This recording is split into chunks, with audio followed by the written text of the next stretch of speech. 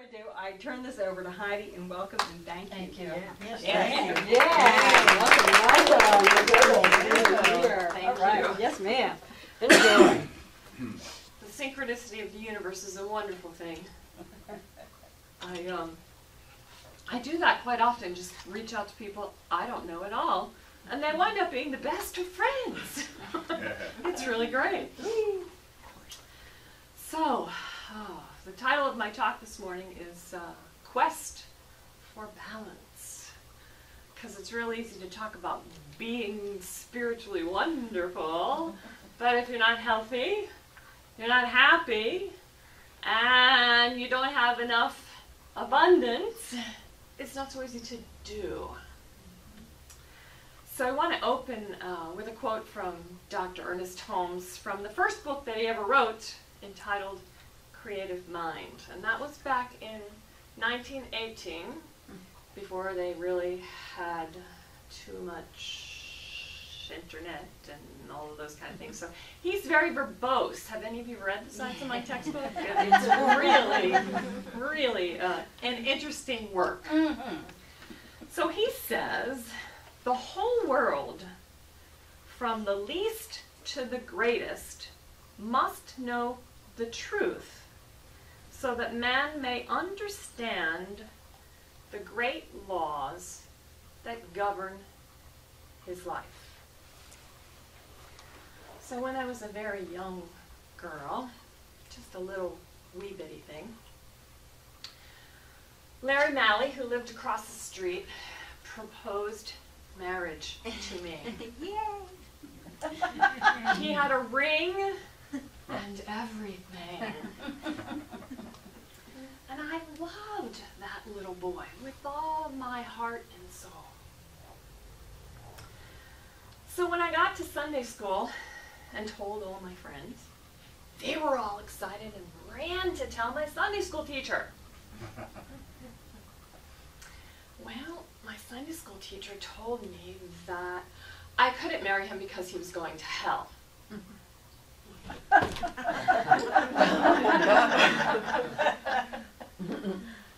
So who is it that creates these laws that govern our life?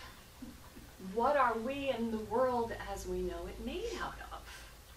How does everything come to expression?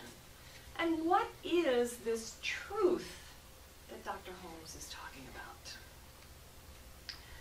Although these questions seem complicated, once we begin to get through that wonderful Science of Mind textbook in all of its verbosity, the process of creation begins to be easier to understand. Am I right?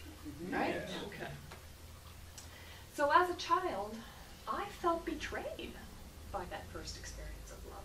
I didn't understand why I couldn't marry Larry Malley. Why not? He lives across the street. He gave me a ring. I didn't understand. Unbeknownst to me in that moment, the spiritual awakening had begun, just as a young, wee, bitty little thing. So the universal power that Dr. Holmes talks about doesn't play favorites. It doesn't care what choices we make. It just does to us what we ask it, tell it, affirm for it to do. So in the 6th grade, I took another leap of faith, and I fell in love with the little boy who lived at the end of the block. His name was Randy Gregory. And he promptly fell in love with Margie Samples, who lives at the other end of the block, and betrayed me once again. Are we starting to see a pattern here? All right, so since I believe in betrayal, what am I going to experience? Betrayal. Betrayal. Isn't that how the law of attraction works? Yeah. Didn't Oprah tell us so many moons ago on her show? Am I right? Okay. So because I was too young to really understand those feelings, I did what most of us do, buried them deep down at a subjective level and continued to sabotage myself. I believe it's Einstein who says that the definition of insanity is doing things over and over and over and over again and expecting a different result. Yeah. Anybody ever done that? Okay, I only saw like 3 hands, so the rest of you just, you know, tune me out completely. Thank you. Thank you. Gold stars in it. Right. So, Dr. Holmes says everything that we see is a result of mind in action. So how long would I continue to let my Sunday school teacher's beliefs influence my thought patterns? When we depend upon any individual for the creative power that moves through us and makes our life, we are dealing with conditions. We're dealing with something that's outside of us, rather than dealing with the cause, which is that belief that I had buried at a subjective level. Now, most of the world depends upon conditions for reality. All you have to do is turn on the television, turn on the radio, tune in to the Democratic or Republican convention to get an idea of what I'm talking about. So we have a tendency to get busy moving things around out there in what I like to call the land of effect. So maybe we'll move from one city to a different city. Or maybe we'll buy a new car. We'll try again, get another boyfriend. Or potential husband, or wife, or partner, or whatever. Or perhaps instead of moving things around out there, we'll begin to work in or from what I like to call the land of cause, where we create our reality by changing our thinking. If we don't like what's happening around us, what are we going to need to do? Change. How do we change it? By taking an inventory of our beliefs. So if something's not working, there is a belief that's supporting that thing that's not working.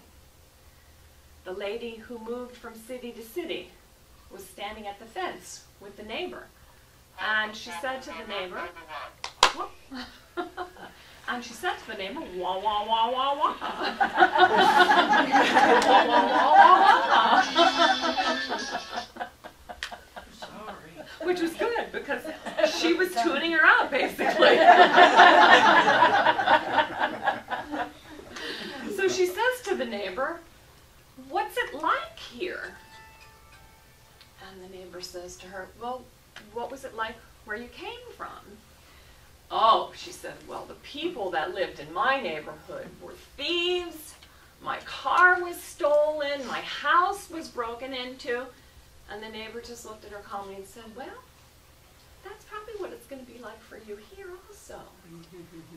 Little connection between what we believe and what happens around us. So in the land of cause, we take our own power and we shift everything. And then we begin to outpicture a life that's worth living. Dr. Holmes tells us we're not living in a physical world, but in a spiritual world peopled with spiritual ideas. So those spiritual ideas for me are about working through the quadrants of creativity, health, abundance, and love. And the track that you heard on my CD this morning was about health. And they're guided meditations that I incorporated with the bowls because we're working with the chakras, which all has to do with the physical health of the body. So, I said in the opening that sometimes working from that place of perfection can be a little more challenging if you're not grounded in truth. So let's talk about the 4 quadrants. Let's begin with health. What would happen happen if you were in New York City and you saw His Holiness the Dalai Lama at a hot dog stand.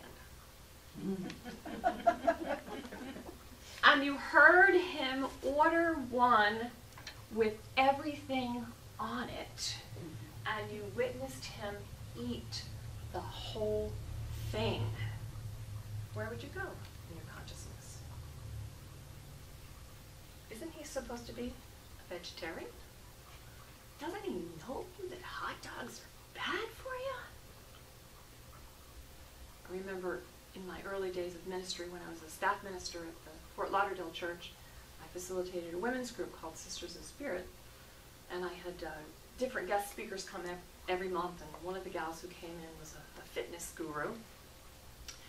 And so she told me that she was going to get up on stage and tell everybody which vitamins to take, what exercises to do, what food to eat, and which books to read. And at the time, she was eating this lovely tossed salad, and I was chowing down on a hamburger. And it was good. And it was really good. It was rare, just like I like it. So I said to her, I said, that's all well and good. I said, but that's not what we're about at the Science of Mind Center for Spiritual Living, as it's known now. Whether you're eating that salad or I'm eating this hamburger, we're still God. So you can't come into a room and tell people what to do. You can talk about it. You can share what's working for you, and then people can take from that what works for them. Because face the facts, if I get so angry that this Dalai Lama is eating this hot dog, the anger could kill me before the hot dog even goes through his system. Simple, right? So I'd like to share with you my affirmation about health. You can say it with me if you like. Everything I eat, turns to health and beauty. Turns to health and beauty. And the last part's the best part. Especially chocolate. So it is, yeah. And now the scientists have finally caught up. They've decided dark chocolate is healthy. Isn't that fun? Yeah, they just kept affirming it, and they caught up. Okay, let's talk about creativity. That's the next one. And this is from Dr. Holmes. The world is made out of a universal substance that contains every possibility of expression. So I like to think of it as a giant pizza pie in the sky, where I can choose any topping I want. I can even get cheese in my crust now. I can have thick crust, I can have thin crust, I can have it well done, I can have it runny. So it's up to me to choose what my experience is going to be. Spirit is always available. It never judges, it never withholds. It does unto you as you believe it does. So whatever we believe becomes our possibility. If in the past we've experienced a delivery boy bringing the pizza and it's cold and we buy into that, then that delivery boy is going to hit every red light possible on the way to your house. If, on the other hand, you have faith and you believe that that pizza, the possibility of that pizza arriving on time, delicious, hot, prepared just the way you like it, guess what the universe is going to do? Turn all the lights green and let him show up and let it happen. So Spirit creates by thinking through us. All we have to do is get out of our own way. So let's affirm together. This is from Dr. J. Scott Neal. I don't know if you guys know him. He's one of the one of the few gurus in the teaching that actually knew Dr. Ernest Holmes, and he's kind of the keeper of the records. Very interesting man. This is from his book, and it goes like this. I am a mighty moving power of spirit. I am a mighty moving power of spirit. How's that feel? Very good. Yeah. Okay. That was creativity. That's all you got to do. Just let it flow. All right. Abundance. This one can sometimes be challenging for us. Dr. Holmes says we must provide the mental receptivity that will prepare us to accept the gift when Spirit makes it. So what is this mental receptivity that he's talking about? Don't forget, it's Science of Mind, verbose, textbook, you know. So all that means is we just have to get clarity about what we want. That's the mental receptivity. We got to get the dust and the cobwebs out of our brain and allow, who is it that says, get your bloated nothingness out of the way? Emerson. Get your bloated nothingness out of the way. So I decided that I wanted to be driving a BMW convertible Z4 red. Decided I'd start working on that. So took about 2 years. You know, it doesn't always happen overnight, right? But we just keep trying, we keep doing it, right? So there was only one challenge. It showed up in the color blue. So I'm trying to figure out why it's blue. And like every good religious scientist, had my affirmation board. You guys have the boards where you paste up the pictures of what it is you want to draw in. You go to the dealership, drive the new car, get the new car smell, even buy, you know, the BMW keychain. Nothing on it yet, but got the keychain. I'm ready, okay? And at that time, they were starting to do away with the picture books. So the only one they had, because everything is online now, so the only one they had was for the accessories. But it was a picture, so I took it home and put it up on the affirmation board. So the first car I test drove was the red one. It was like way too much money, so I didn't do that one. Then I test drove a green one. That one didn't work out either. Then I went home and went online and found the blue one, which I ultimately bought. As I'm there, the salesman's telling me about how this windscreen at the back of the car doesn't come with the car normally, and that's a $600 add-on, and you know, so he's really hyping me, blah, blah, blah, blah. So I get home, and I'm still scratching my head like, why is this car blue? I look up at my affirmation board, and what color do you think the car from the accessory book was? Blue.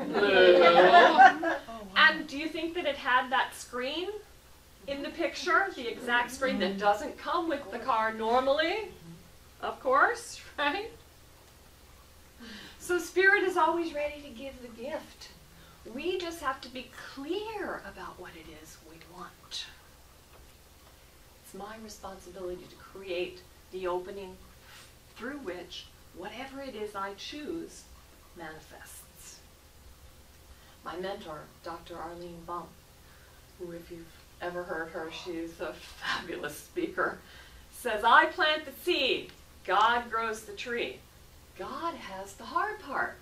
So God's the one who changes all the lights to either red or green, depending on what we put out there.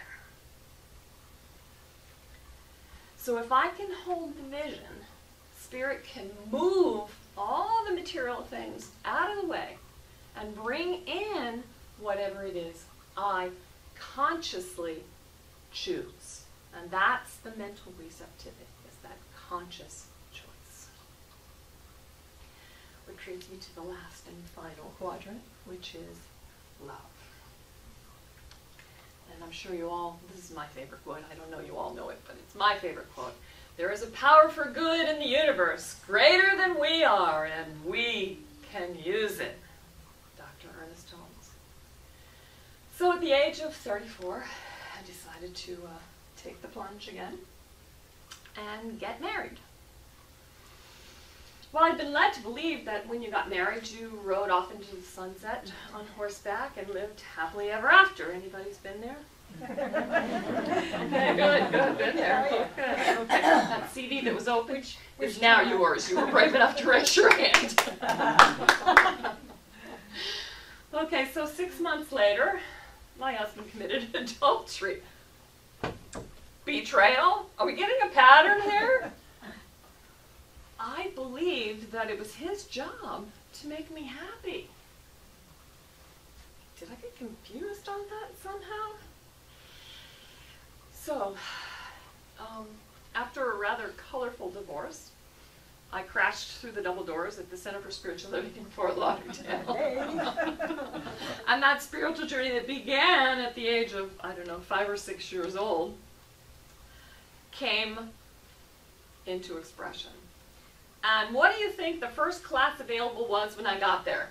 Relationships. Whoa! Complimentary counseling session. Please call me. She's on the same wavelength. I love that. You can start a support group. Yeah. Okay. So it only took me 2 years to figure out, you know, the missing link, the things that were, you know, askew just slightly, in that if I want a new relationship, I got to change my thinking about how they look in this moment, in my experience. Otherwise, what am I going to do?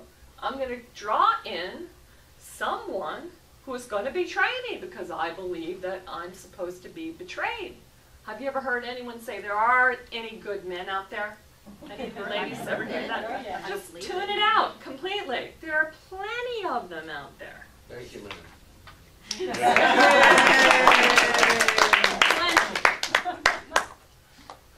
Dr. Ernest Holmes, we stand in the midst of an eternal creative power which presses itself around our thought and casts back to us glorified all that we think. So in the physical universe, there are laws that govern everything. And this was one of the most powerful things for me about the science of mind teaching. That there isn't any longer a sky god who can have a bad day and judge me and put me into the burning flames of hell.